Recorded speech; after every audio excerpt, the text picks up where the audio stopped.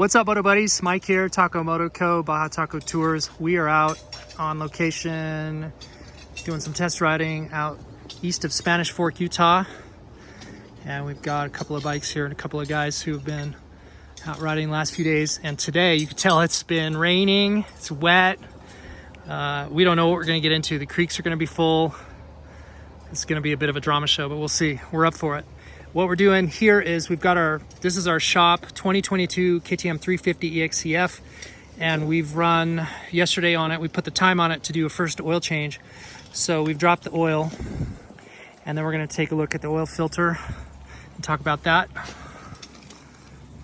That is a AKT oil filter, and what you've never seen before is it's a magnetic rod inside of our oil filter housing. And so this is the receptacle on the bike that's sort of permanently mounted and stays there.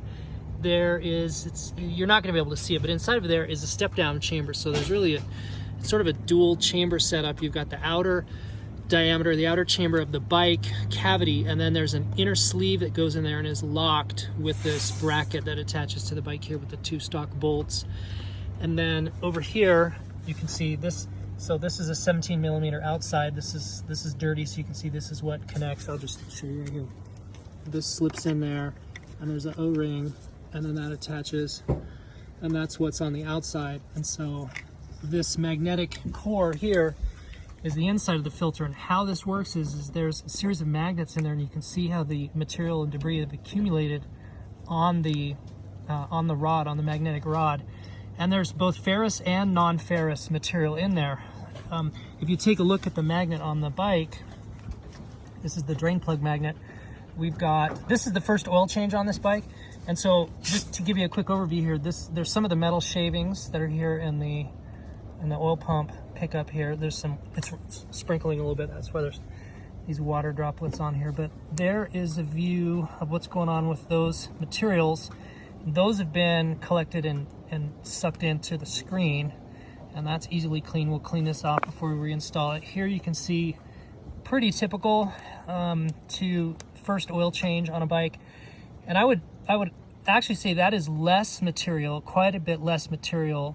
So the oil, you can see here where the oil flow, this would be the front. The oil is flowing towards that. That's why it's fairly clean, and it creates a little vortex on the back, and the material tends to accumulate more on the back than it will where the oil will be forced into the oil stream, and a little bit more on the top. And this is less material than I would typically see on the engine magnet. And that's because this is doing such an incredible job of picking up that material. And so in this mix, there's both ferrous and non-ferrous. And so oil testing has demonstrated there's brass and aluminum, as well as ferrous material, and other particulates are trapped and suspended in there. We clean this at our first oil change here. And so you just wipe this thing off, and basically your filter is clean and ready to go again.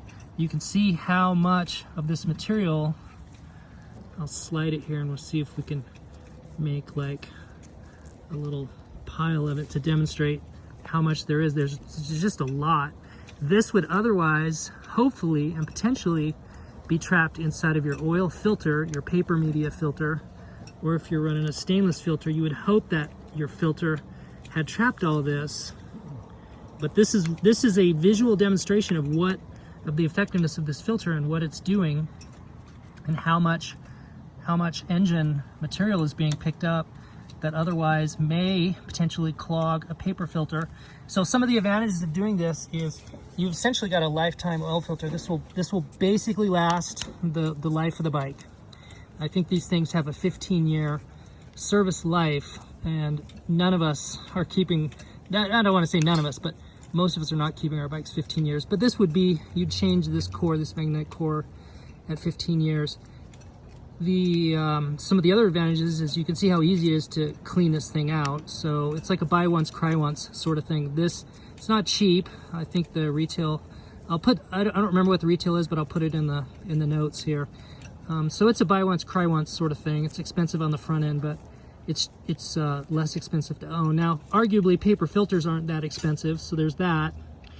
The other main advantage here of this, among others, is the fact that as you may accumulate some moisture and water in your oil, so one of the byproducts of burning hydrocarbons in your engine is water. And so water vapor will form, water vapor will be attracted to and be absorbed into the oil. And so that paper media filter is absorbing water and is reducing oil flow. And there's no obstruction to oil flow in this, with this setup.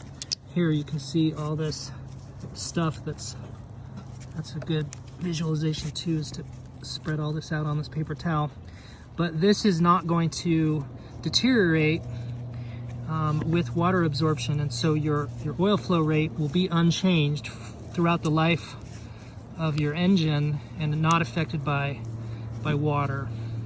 And I see some shiny flecks in there, so there's some aluminum that's been trapped in here, so that's non-ferrous. And so you've got aluminum. If I touch this back to some of these particles, they don't reattach to the magnet, they stay on the paper towel, so that tells me they're aluminum and not steel. Typically what happens is the steel particles, they turn into this black stuff, and this is just wear in, so like material from bearings, material from other steel surfaces as they wear themselves in on engine wear. And so you've got both aluminum and steel in this, but that's the gunk that this thing picked up, and you can just visually see what it's doing and how it's working.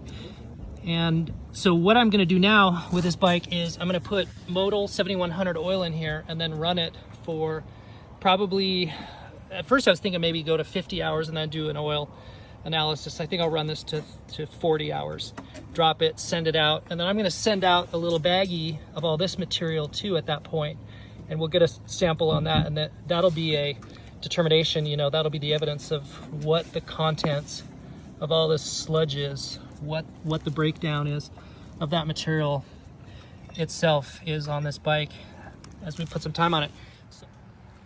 So we've got our old oil dropped out of the engine. We're going to fill back up with our Motul 7100, and we've got our Takamoto toolless knurled oil filler cap. And what's great about this is, first of all, it's not going to break if you're out in hard enduro situations and you hit a rock and snap off the plastic, but also you can pull this thing off with just finger strength, as you saw there. I'm a little embarrassed that I lost my super nice P3 carbon fiber heat shield. My fault. I failed to put some Loctite onto the screws, and so the damn thing vibrated loose and fell off somewhere out there on the trail. So if anybody's out riding up in the Strawberry Reservoir, Utah area, and you find a brand new P3 heat shield on the trail, that's mine. I will totally hook it up for a return of that thing. So once we pull our oil cap off here, if you're out in the bush like we are, then here's a little pro tip. Take a piece of paper. This is going to be my oil funnel. So I'm going to take a piece of paper and just turn it into a funnel. I usually stick my finger here on the bottom, something about like that, and you can manipulate the size as you need to in there to fit your opening. You can even kind of fold it and tuck it if you need to, which is sort of what I did there. And then now that we've got this, just pour in straight away. It won't leak through the paper. The paper will become saturated with the oil, but it won't leak through or burst. It won't do anything weird. So this bike takes I think it's 1.6, and what I usually do is I'll fill about 1 1/4, lean it up, looking at the window, and you'll check your lever. So you just do that back and forth until you get the level correct. But there's how we do it out in the field. So stay tuned for another video coming soon with the results of that. If you have any questions about this filter or anything in your bike, hit us up in the comments or hit us in the socials, text us, email us. You know how to reach us. Go out and get some adventure.